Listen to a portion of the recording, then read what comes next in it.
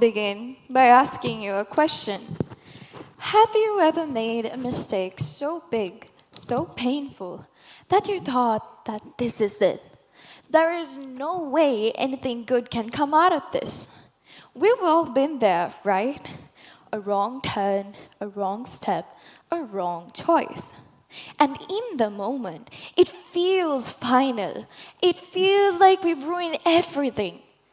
But what if I told you that some of our most important discoveries, some of our most important medical breakthroughs were born out of mistakes? That some mistakes are meant to be made. To everyone listening, hi, my name is Suvinya Rajapakshe, and I'm here to share a story with you. A story that begins in one of the darkest chapters of human history, which brought a treatment that saved millions of lives. So, imagine this. A battlefield in World War I, covered in mud, smoke, and fear. Soldiers huddle in trenches, and a new horror is unleashed. Clouds of poisonous gas drift across the land. It burns and blisters the skin. It blinds the eyes. It suffocates the lungs. But it doesn't end there. Deep inside their bodies, something even more devastating is happening. Their bone marrow, the source of their blood, is being destroyed. This was the effect of bisulfonyl sulfide, also known as mustard gas. Not the mustard that you find in your fridge, but the kind of mustard that looks innocent but could kill you. A poisonous, deadly gas, a horrific start of the German chemical warfare. But here is where the tables turn. That same weapon of war, that same tragic mistake would one day become the foundation of hope for great medical treatment that we have. Now, going back to the story, something unusual caught the attention of doctors at that time. They realized that soldiers exposed to mustard gas had incredibly low white blood cell counts. And while to the world this just seemed like another effect of a horrifying weapon of war, to a few curious minds, it sparked a radical idea. They thought, what if this weapon of war could be redirected? What if something that kills white blood cells could also kill another fast-growing enemy, cancer? Keep in mind that during the early 20th century, cancer was almost a death sentence. Although certain drugs were discovered, there were no effective treatments. Surgery could remove tumors, but if the cancer had spread, there was very little that doctors could do. So, a group of researchers, Goodman and Gilman, started studying a chemical relative to mustard gas known as nitrogen mustard. And they decided to take a bold risk. They decided to test nitrogen mustard on patients with lymphoma, basically a cancer in the lymphatic system.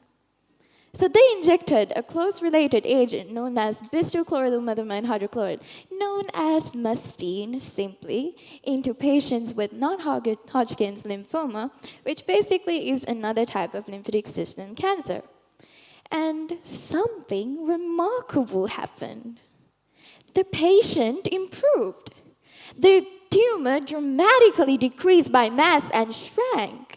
For the first time, cancer was pushed back, and doctors and scientists progressed in their first step in realizing that cancer could be treated by pharmacological agents. However, this joy did not last. The cancer came back, the treatment was toxic, and the patient, the first treatment was tested on, died shortly after, 96 days after his first dose. To many, it looked like a failure, just another wrong turn in medicine. But here is the thing. Each failure gave researchers new knowledge. They learned how the drugs worked. They learned how to adjust doses, and shortly after the Second World War, they learned how to combine treatments. So each failure was actually a step forward. So from these painful lessons, the field of chemotherapy was born. throughout the 1950s and 1960s, a second approach to cancer began. New drugs were being developed. Sidney Farber, a pathologist, started studying the effects of folic acid on patients with leukemia. So rather than a mistake this time, this was actually the first example of a rationally designed drug.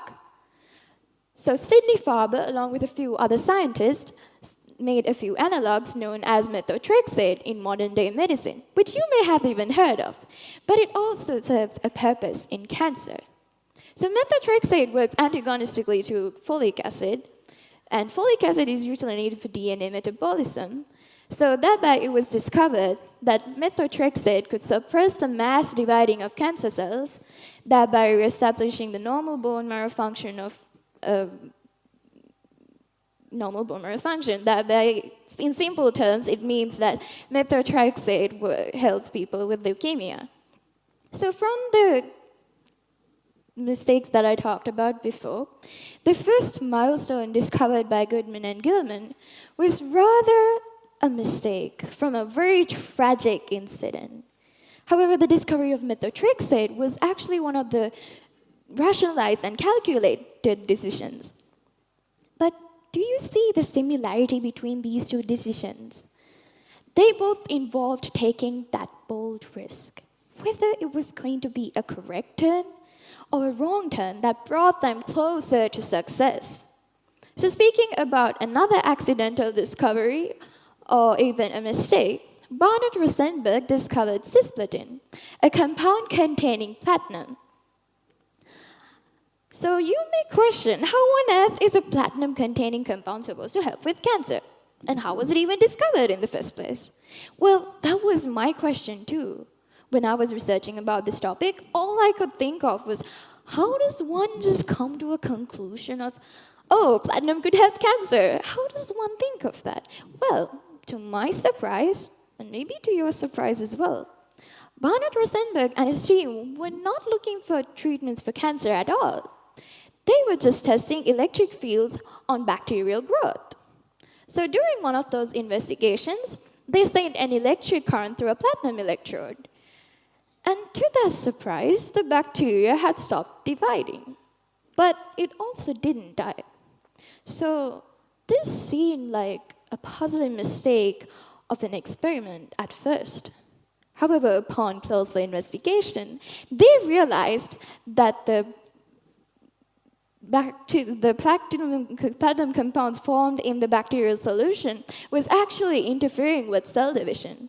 So what started as a curious lab accident later led to the formation for the development of cisplatin, a groundbreaking drug in the treatment of various cancers such as ovarian and bladder cancers. So with more experimenting with success and failures that brought researchers a step closer to success, doctors later realized that chemotherapy worked best not as a single weapon. It was like they discovered that chemotherapy worked best with a combination of drugs, each drug attacking the cancer from a different angle. It was like a coordinated army surrounding a disease. Now, to even come to this conclusion, a lot of experimental processes were done. And to be fair, an instant cure for cancer is still not yet discovered. So all the research going into chemotherapies, radiotherapies is a great example of how success does not come overnight. So you need to take that bold risk and make a decision without being too afraid of whether it would turn out to be a mistake, because in the end, your mistake may matter. And to think, it all began with redirecting a weapon of war, or trying to make that tragic incident matter.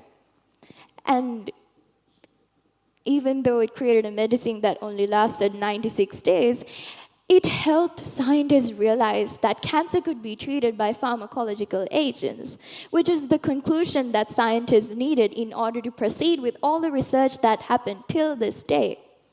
So what does the story teach us? It teaches us that mistakes are not the opposite of success. Mistakes are the path to success. in medicine, in life, progress is rarely ever a straight line. It is full of dead ends, painful failures. It is messy. Each wrong turn, however, brings us closer to the correct one. Think about it, like the first few cures discovered for cancer. Science has shown us that not every wrong turn is wrong. Science has shown us that each mistake brings us to unexpected places, new opportunities, new lessons, and new beginnings. So I leave you with this. Recollect the last time you made a mistake and try to go back and make that mistake matter. Or even the next time you stumble, the next time you feel like you've taken the wrong path, the next time you feel like you've made a mistake too big to fix. Remember this story. Remember that out of poison came healing. Out of destruction came discovery. Out of one of the darkest chapters of human history came a medicine that saved millions of lives. So the next time you plan on making a decision, whether it would be successful, hopefully, or a mistake, just know that your mistakes matter. So this is a small thing you can take from my speech, a simple thing. Just remember it. 3 M's. Your mistakes may matter. Thank you.